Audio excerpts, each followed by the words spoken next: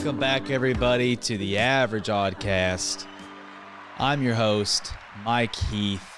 It is great to be together with you guys. Welcome back. And man, I'm here solo today, and I haven't done a solo podcast in a few weeks. And I was doing it before, and I'm just trying to get back into it. I don't know, I just sat here for like 20 minutes, and I was like, I don't even want to do this. But I do, and that's sometimes you're living your life and you don't want to do what you got to do. And I was like, I just got to do it. I just got to do it. Channeling my inner Shia LaBeouf. And I hope that guy's doing all right. And I heard that I watched this interview with the guy from Walking Dead. I don't really know what his name is, but I know he was on the show Walking Dead. Shout out to my friends who believe in zombies. Love you guys. And I got my life in order. I'm trying to. Anybody else trying to get their life in order? My headphone cord, I can never figure out where it goes, and I like wearing it. I feel like it's not because I like hearing the sound of my own voice, but it just kind of locks me in. Trying to get locked in like that guy on Instagram, that really, really chiseled jaw guy. Maybe you've seen him. I don't know. Man, I just felt like I had some thoughts. Let's look at this here. I wrote some things down in my notebook. You guys ever lose something that's so significant to you, you just don't know how to move on? Yeah. Happy Easter. Happy post-Easter. Happy post-Easter. Is it not Weaster? Happy post-Easter, everybody. Congratulations on just making it another year. And he is risen, indeed. And that's pretty good. Hey, I was at a coffee shop the other day, and this is another segment of, you live in Seattle whenever you overhear someone say at a coffee shop, don't forget to get something Easter-like to decorate the Sasquatch ears. And I don't know, and if you could ever hear that anywhere else, that just feels like something uniquely Seattle. Number one, just the Sasquatch, I think you incorporate that in. That's Pacific Northwest, and to get something Easter-like to decorate the Sasquatch ears, that Seattle is so progressive that they've not only progressed to de-Christianize Easter, but they've also de-culturalized Easter. Like they've just removed the Easter bunny from Easter, and they've put I live here. We've put Sasquatch. We've replaced the Easter bunny with the Easter Sasquatch. And now we're telling our children, we're going on an Easter egg hunt, and they're like, who laid these eggs? And it's not the Easter bunny, it's the Easter Squatch. Happy Easter Squatch, everybody. And I honestly don't think I care why the rabbit became associated with Easter.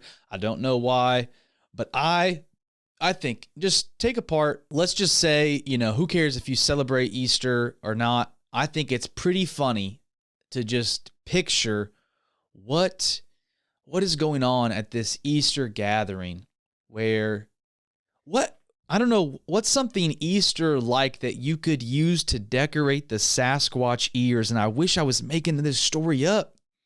Were they giving rabbit ears to Sasquatch? What, you put like cross necklaces on the Sasquatch? Is that how you're going to decorate your Easter Squatch? You put cross earrings. Looks like it's a frat guy. Give him one of those broccoli haircuts. I don't know. I think that's really crazy. Just crazy. I just can't get over the Sasquatch at their Easter gathering. And this week's episode of the Average Oddcast is brought to you by our friends at the Knitpick Collective. The Knitpick Collective is an online clothing brand that represents a group of artists and comedians. Their site offers unique all over print sweatshirt designs, as well as apparel that you won't be able to find anywhere else. Let me ask you, do you like frogs on penny farthing bikes? How about rainbow unicorns? How about vacuuming every day? Well, then this site might be for you. You can use the promo code so many things, no spaces in there. It's all caps, and you can get 20% off shirts, hoodies, and hats. Pull up a tab on your cell phone or wherever you're watching this, wherever you're listening to this, and go to the Knitpick Collective. That's knit with a K, and tell them Mike sent you. Here we are. We're back in the lab, and I recently visited Austin, Texas for comedy. Here's a little comedy update for you guys. And going to the Comedy Mothership, it is the coolest club. I mean, you've probably, if you care about comedy at all or stand up, or just if you are familiar at all with kind of what's going on in the world of stand up comedy, Austin is just such a hot topic. Not the store, but just a place to go and what's going on there. People are moving there. People are quitting their day jobs and living out of a van to go be stand-up comedians in Austin. I met some of those people this week. Beautiful people. They got beautiful people in Austin. Weird, beautiful people. And I got to go visit the Mothership. And I went to a few shows there. I got there on St. Patrick's Day. And I went to, oh man, what's this guy's name? Oh, Colin Tyrell. Colin Tyrell.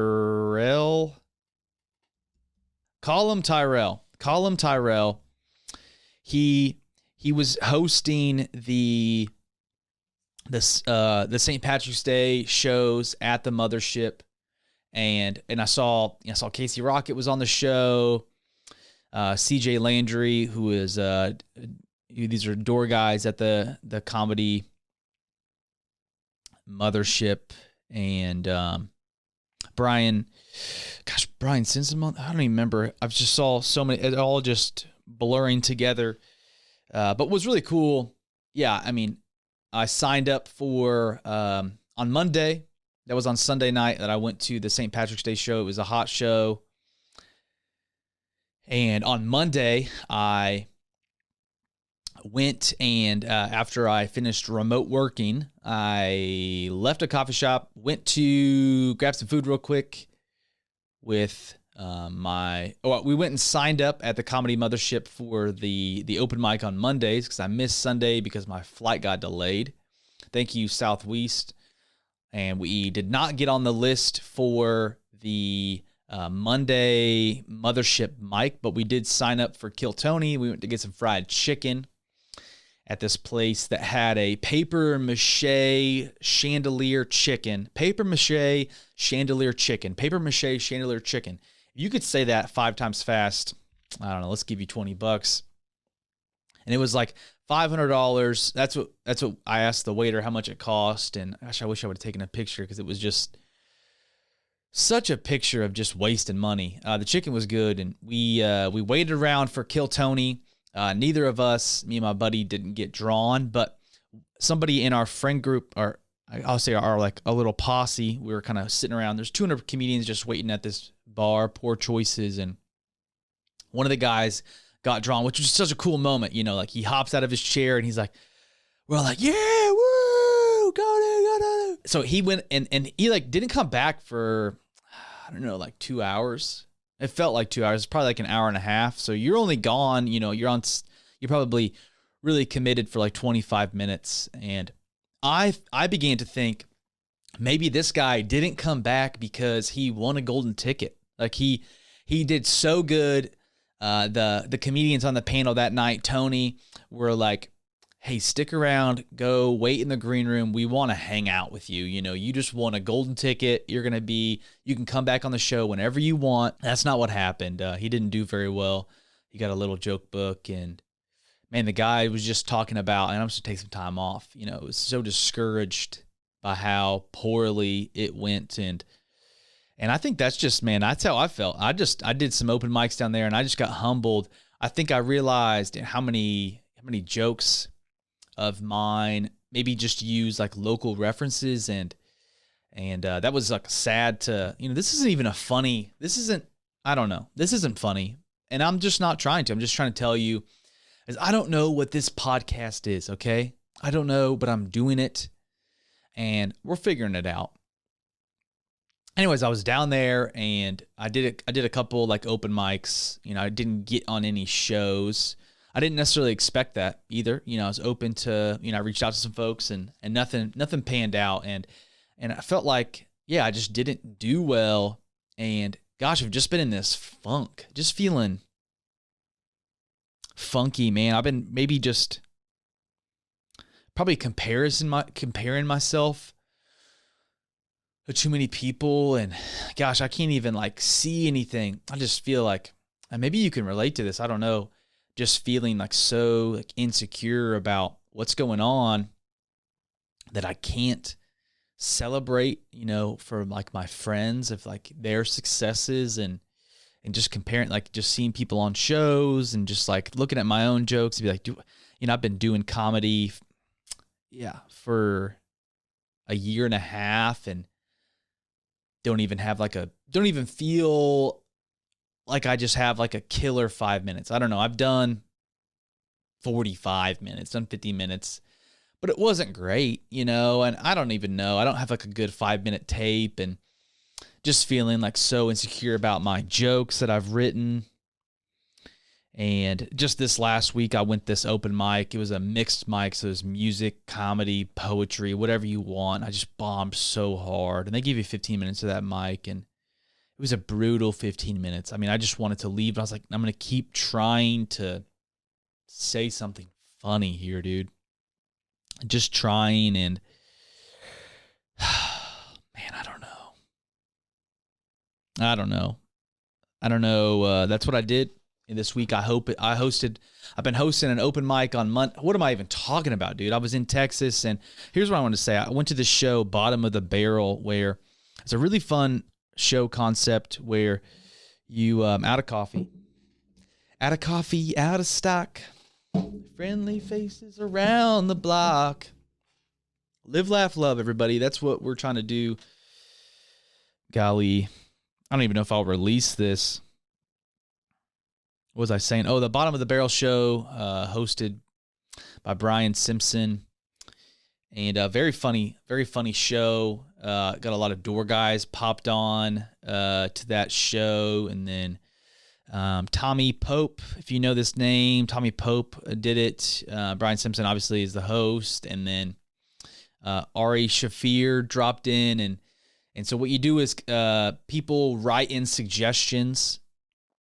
And they put them all the suggestions for like premises in this barrel, and they pull it out, and you can put your name on it, and they'll like shout you out. So I put my name on it, and I did not confess whenever because I knew as they read the premise, they thought this is so dumb, and they yelled out, "Mike Heath," and I did not raise my hand. I didn't even let them know, and all of my suggestions got drawn, and I never was confident that they liked it. And they riffed on, I think, like one of them, two of them, they just like threw away. Like that was a dumb idea. And yeah, it just felt like I had fun at that show, but it was kind of reinforced like, gosh, I'm not funny. I'm just not funny. And then on Thursday, I waited in line. What you can do is, so if you want to go down to the Comedy Mothership so they kind of drop these tickets on like Sunday, I think, for like the midweek headliners. And that's what because I was flying out on Friday. So, I didn't get on Kill Tony, and I didn't get invited to the secret show. So I was like, I'm going to try to go to like Joe Rogan and Friends show. But I didn't get tickets on Sunday because they sold out in like 7 minutes. So I waited in like the line. So what happens is if people don't show up for like the first 30 minutes of the show, you can go and wait in this line for if nobody shows up in the first 30 minutes, they will like resell those tickets. So I think like 20 people got to get in. So I mean if you're going down there and you don't have tickets but you want to go wait in that line, seems like it worked out well for me. I don't know, maybe for you too. And we got in there, and like the show had just started. I think we missed like a little bit of like the first comedian, but like pretty much nothing that we really didn't miss anything. And it was, great big names. So we saw Ron White walking down the road. So we felt like, like he's probably going to be on this show.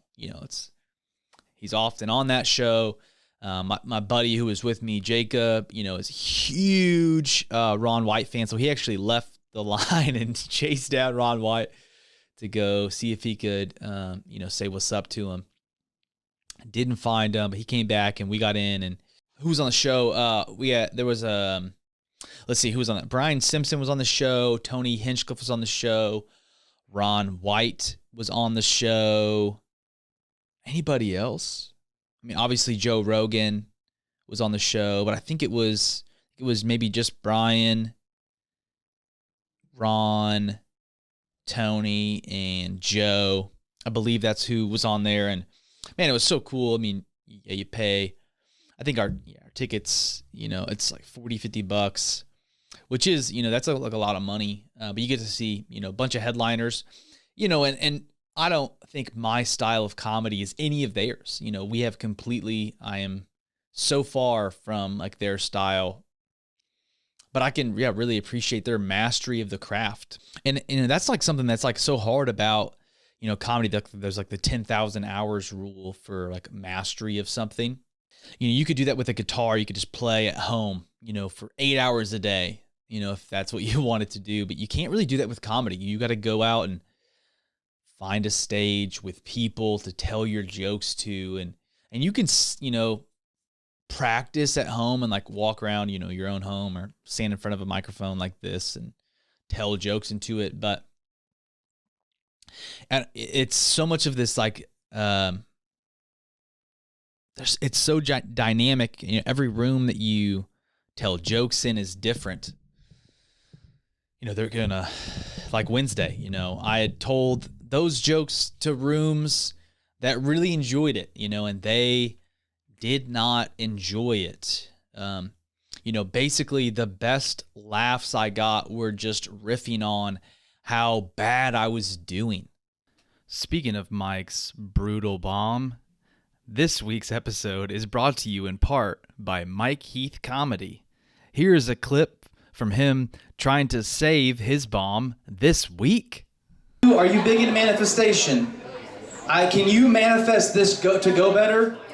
Okay, I'd love that. That'd be awesome. Wish you put a spell on this set. That was the worst boo I've ever heard in my entire life. Holy cow, dude. Oh, it was a spell. Sorry. I think I'm just so insecure about how poorly this is going. Any sound coming from the audience just sounds like a boo. You would say, great job, and it says like, quit your day job. That's all what it all sounds like. Okay. Anyways, I loved going to see, I wanted to say this about my trip to Austin as well. I had the best brisket I'd ever had in my entire life, Terry Black's. It was so good. And what else? I saw someone who moved from Seattle to Austin, Cheyenne. She's another open mic comedian. I don't say that in derogatory. I just like, that's where I met her. Maybe she's elevated and stepped up. And anyways, she got pulled for Tony or Kill Tony a couple months ago. And I thought she was just like, she had moved and maybe was visiting there, but I ran into her. She was working at one of these places on 6th Street where the Comedy Mothership is. A lot of that's actually what's crazy. So I guess I'll see Cheyenne like for like a second, I just said, oh, hey Cheyenne, you remember me? Yeah, we did open mics in Seattle together. Anyway, so that's cool. What's up, girl? How's it going? Oh, what's so cool I've liked about not just being at the Comedy Mothership and like going to shows there is that it's so cool because there's like four clubs all within this like couple block radius. And then there's other like independent shows and like open mics at bars, like all within, it's just like this hub. So it was cool. It's like, we were just walking, a couple blocks and just hitting up mics and shows. Like, so it's just like this hot spot for comedy, and we would see, regulars at the Mothership just walking to do spots, so we saw, Cam Patterson and little Heath was walking, in between venues. So you've got the Comedy Mothership right there, then down, a couple blocks is the Sunset Strip, Brian Redband's club, and then, like a block the other direction from the Mothership is the Vulcan, where a lot of shows, the Kill Tony used to be at. And then like a couple blocks down is Creek in the Cave, which is where I learned all the comedians like hang out in like the back patio there, and you get to see people, so people dropped in to do spots there, like Mark Norman, Ari Shaffir dropped in while we were there, so we got to see them do sets at the Creek in the Cave, and Ari Shaffir was back there, smoking, just with the open micers, just back there, and so that's just crazy, you don't really have that access at the Comedy Mothership, Maybe you're a fan of the Joe Rogan Experience and you listen to him talking about the hang, like you're not hanging out, like if you're an open micer, you're not hanging out there and with them. But the Creek in the Cave is there is a green room there, and I'm sure people just hang out in there, but there is more of this space where people kind of shuffle through, and it's really cool space. So go check that out. You're definitely going to want to. You're going to want to do that, man. I'm just stuck in my rookie season. That's all I'm saying. I'm just a rookie. I'm posting some of, the things that I'm proud of on YouTube, and people are commenting on it, saying super encouraging things. Like, for example, what's the joke? That's something real encouraging. Somebody's posted on one of my videos. Being a stand-up comedian sounds so hard if you were one of the really well-known rival stand-ups using the same material. They would be dying from laughter. Crappy crowd, but great jokes. I think another guy said, Milo, said, I think the delivery is dope and the jokes were hella original. Thank you, Milo. Peak comedy, in my opinion. You can get hella famous if you stick with this, for real. I think that, thank you for saying that, Milo, but I really think it's, some people get lucky. I think there's a lot of good people that just aren't famous. They're famous on like different levels and fame, and I'm not doing comedy to be famous. And yeah, I've been listening to this podcast. Not very funny, man. No, it's okay. It's all right. Big news. I cut off my mullet, and now I don't know what my personality is. No, I'm just kidding. I don't think I made my mullet my whole personality, but I do have a lot of jokes about having a mullet, so I've been trying to retell my jokes about used to have a mullet, and they're not working as well, but I'm trying them. I'm trying to figure it out. I'm trying to write some jokes, and I usually cut my own hair for like the whole time I had a mullet. I cut my own hair, and but I didn't for this because I was just out of town and didn't have my clippers, so I shaved it off, and these are my Mullet Memoirs, I guess. Maybe that's why I feel so sad recently, is just because I don't have a mullet anymore. I don't know. But what's kind of cool is some people can cut their own hair, but some people are developing robots to cut their own hair. Like this guy, kind of cool. This YouTuber built a robot to cut his hair. And it is a terrifying sight. I don't know if I would trust a robot with scissors trying to cut. Man, I think if this kid, he looks young. He's younger than me. If he starts marketing this, just sorry, bro, who just went to the Paul Mitchell, school to get their barber's license. Freaking AI is taking everyone's job. I was okay. Just kidding. Yeah. Nah, it's okay, man. Turns out, you heard when pigs can fly. How about when plants can talk? That's right, folks. Scientists in Japan have observed plants communicating with each other through airborne chemicals, warning each other of danger. They're using a special microscope that captured the process as healthy plants lit up in response to messages from damaged plants. It's akin to animals giving warning signals to each other, and they can sense and respond to their environments. And I don't know if this is true. I don't know, but that's pretty cool to think about. Yep, nothing funny about what I just said, just a thing. All right, anything else we need to talk about here? Yep, I think my favorite part is just thinking about that couple talking about being sure to get something Easter-like to decorate the Sasquatch ears. Sasquatch ears, man, that's what this podcast is about, Sasquatch ears. That's Sasquatch ears, going to Austin. That's what we did, and we're going to have a show here on April 20th. That's a Saturday here in Seattle. We're going to do Comedy in the Park at Green Lake. I think we're going to do the show at like 4:35 p.m. in the afternoon. 4:35 p.m., April 20th, Comedy in the Park.